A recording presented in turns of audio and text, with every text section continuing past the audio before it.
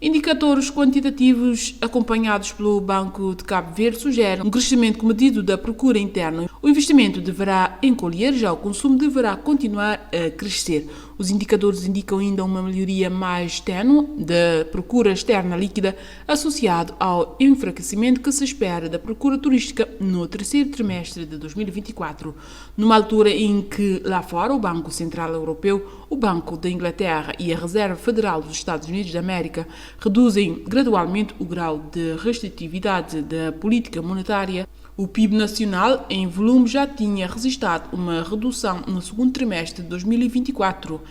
e o terceiro trimestre vai no mesmo sentido. Já na evolução do consumo, tanto privado como público, o contributo da procura interna no crescimento do produto aumentou. Os consumos privados e públicos cresceram, refletindo, segundo o BCV, por um lado, a evolução positiva dos rendimentos reais das famílias, com a redução da inflação e o aumento das pensões e outras transferências, a melhoria no mercado de trabalho e na confiança dos consumidores e, por outro lado, o aumento dos gastos públicos com pessoal, com aquisição de bens e serviços e com o pagamento de pensões de regime não contributivo que se verificou no período em análise. Apesar desta melhoria, o investimento diminuiu 3% em termos homólogos, num contexto de custos de fatores de produção ainda elevados, de escassez de mão de obra, sobretudo no sector da construção, e de incerteza elevada face a fatores geopolíticos como o Médio Oriente e o leste europeu, ainda longe de uma solução.